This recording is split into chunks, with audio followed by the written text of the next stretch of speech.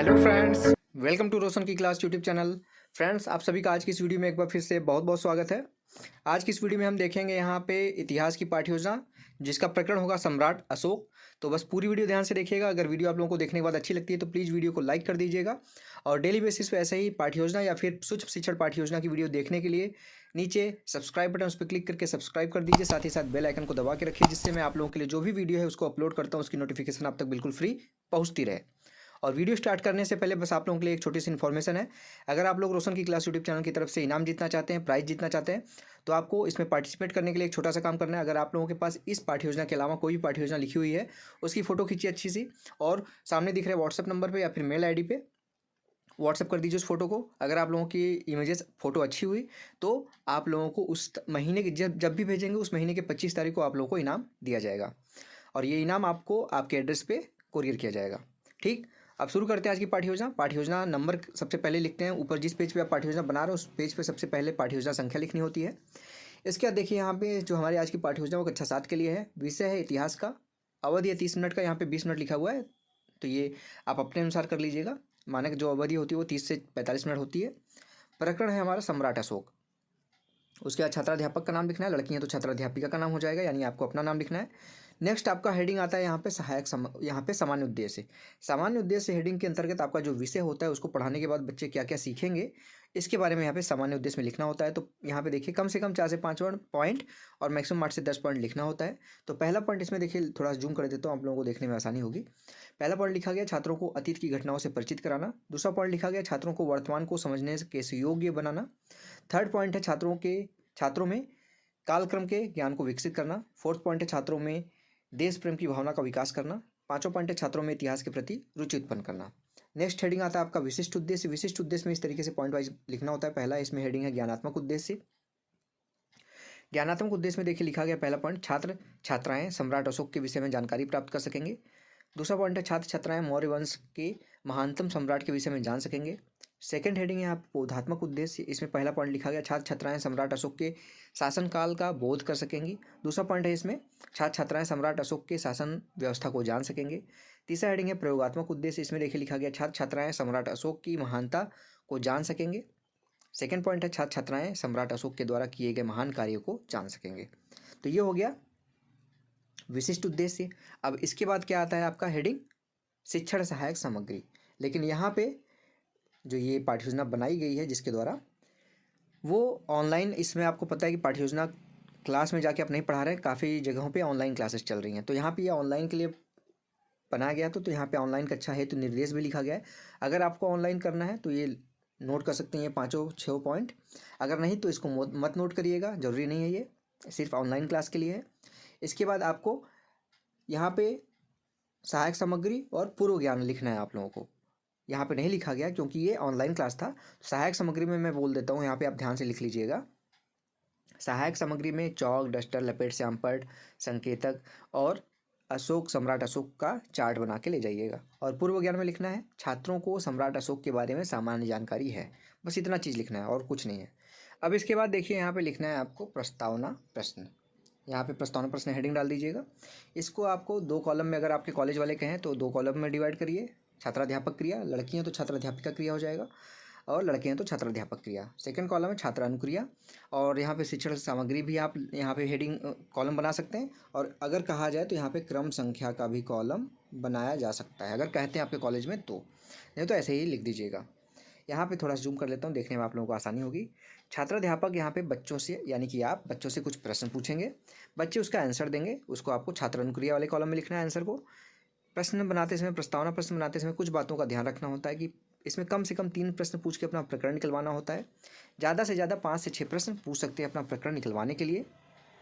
प्रश्नों के क्रम में क्रमबद्धता होनी चाहिए, यानी कि पहले प्रश्न का जो उत्तर आएगा उससे दूसरा प्रश्न बनेगा, दूसरे प्रश्न का जो उत्तर आएगा उससे तीसरा प्रश्न बनेगा, तीसरे प्रश्न का जो उत्तर आएगा उससे चौथा प्रश्न बनेगा। इस तरीके से क्रमवार चलिएगा, प्रश्न पूछिएगा। तो यहाँ पे देखिए पहला प्रश्न बच्चों से पूछा जाएगा, प्रस्तुत झंडा किस देश का है। पहले आप झंडा दिखाएंगे, श्यामपट्ट पे आप चिपका दीजिए, कागज आप घर से लेके जाइए, ये सारी चीज़ें। चक्र, अशोक चक्र लेके जाइए, फ़ोटो खींच लीजिए, उसकी फ़ोटोकॉपी निकलवा लीजिए, लेके जाइए साथ में। इससे आप जब पढ़ाएंगे तो अलग ही इम्पैक्ट पड़ेगा, ये जान लीजिए। अगर आप लोग बस कोरम पूरा करेंगे तो अच्छा नहीं होता, आपके सीखने के लिए ही होती हैं सारी चीज़ें। तो यहाँ पे प्रश्न पूछेगा छात्राध्यापक झंडा दिखाते हुए, प्रस्तुत झंडा किस देश का है? तो बच्चे बोलेंगे प्रस्तुत झंडा भारत देश का है। दूसरा प्रश्न फिर यहाँ पे छात्राध्यापक पूछेगा बच्चों से, भारत के तिरंगे झंडे में कितने रंग हैं? तो बच्चे बोलेंगे यहाँ पे भारत के तिरंगे झंडे में 3 रंग हैं, सफ़ेद, नारंगी और हरा। ठीक। तीसरा प्रश्न फिर बनेगा, सफ़ेद रंग की पट्टी पर बना चक्र क्या कहलाता है? तो बच्चे बोलेंगे सफ़ेद रंग की पट्टी पर बना चक्र अशोक चक्र कहलाता है। फोर्थ क्वेश्चन फिर आएगा यहाँ पे, अशोक चक्र किस सम्राट के नाम से संबंधित है? तो बच्चे बोल देंगे यहाँ पे आपको आंसर मिल सकता है, तो यहाँ पे सम्राट अशोक आ सकता है आंसर। जब अगर समस्या नहीं बता पाते तो यही प्रश्न समस्यात्मक हो जाएगा। लेकिन मान लीजिए आप कहेंगे कि बच्चे सम्राट अशोक का आंसर दे देते हैं, तो सम्राट अशोक से ही अपना 5वां प्रश्न बना लीजिए। काफ़ी कॉलेज में 5 प्रश्न पूछना होता है, तो 5वां प्रश्न इस तरीके से बनाइए कि सम्राट अशोक के बारे में विस्तारपूर्वक बताइए, तो ये प्रश्न हो जाएगा समस्यात्मक। उसके बाद आप जैसे समस्यात्मक प्रश्नों का अपना उद्देश्य कथन आप बोलेंगे। उद्देश्य कथन देखिए यहाँ पे बोला गया है, छात्रों आज हम अशोक सम्राट के बारे में विस्तारपूर्वक अध्ययन करेंगे।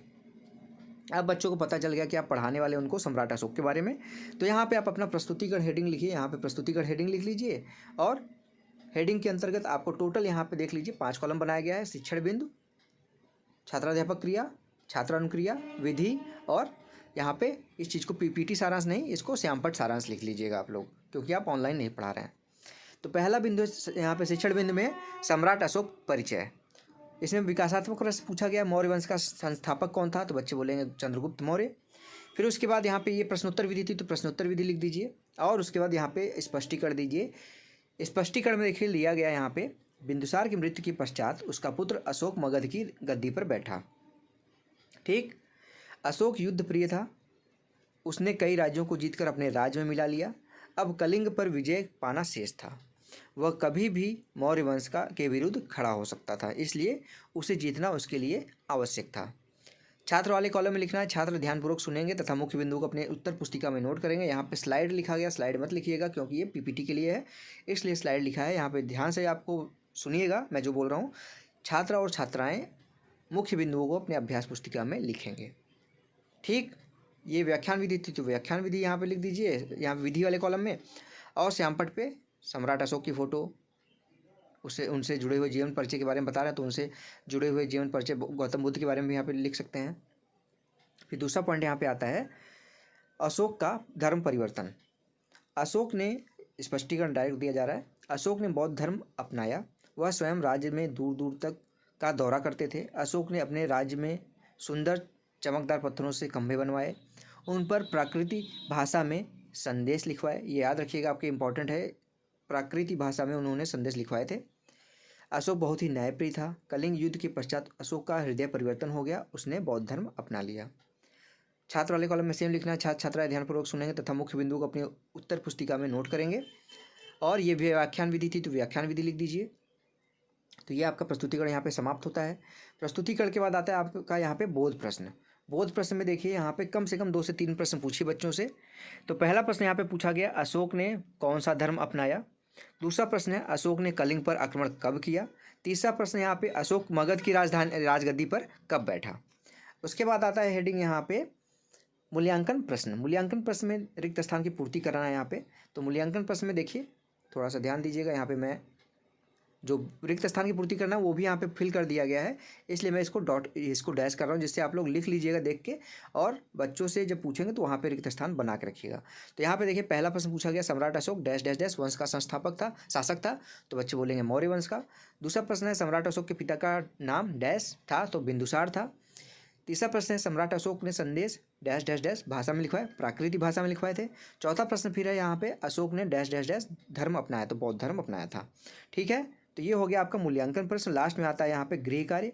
गृह कार्य में देखिए, बच्चों को आप जो पढ़ाए रहेंगे उसी से रिलेटेड गृह कार्य दीजिए, जिससे बच्चे घर पे जाके उसको गृह कार्य को करें, तो आपके द्वारा पढ़ाई गई चीज़ों को रिवाइज कर सकें। ठीक है, तो यहाँ पे गृह कार्य देखिए लिखा गया है, ये पीपीटी के हिसाब से दिया गया है, बच्चों को ऑनलाइन क्लास के हिसाब से दिया गया है। इसको ही थोड़ा सा मॉडिफाई कर लीजिए अपने अनुसार। सम्राट अशोक के कुछ महान कार्यों को लिख कर ले आना है। तो ये हो गया गृह कार्य। आप सभी को पता है कि गृह कार्य लेसन प्लान का लास्ट हेडिंग होता है। तो ये था आज का हमारा लेसन प्लान दोस्तों। अगर आप लोगों को आज का लेसन प्लान पसंद आया तो प्लीज़ इस वीडियो को लाइक करना मत भूलिएगा। और डेली बेसिस पे अगर ऐसे ही इंपॉर्टेंट लेसन प्लान या फिर सूक्ष्म शिक्षण से किसी भी कौशल के ऊपर आपको किसी भी विषय का किसी भी क्लास का वीडियो चाहिए, तो रोशन की क्लास यूट्यूब चैनल से जुड़ जाइए। जुड़ने के लिए आपको सिर्फ एक छोटा सा काम करना है, नीचे लाल कलर का जो सब्सक्राइब बटन उस पर पर क्लिक करके सब्सक्राइब कर लीजिए। साथ ही साथ बेल आइकन को दबा के रखिए, जिससे मैं आप लोगों की हेल्प के लिए जो भी वीडियो यहाँ पे अपलोड करता हूँ डेली बेसिस पे, उसकी नोटिफिकेशन बिल्कुल फ्री आप तक पहुँचती रहे और आपको अपडेट मिलता रहे। तो फ्रेंड्स, मिलते हैं नेक्स्ट वीडियो में, तब तक के लिए आप सभी का बहुत बहुत धन्यवाद। जय हिंद, वंदे मातरम।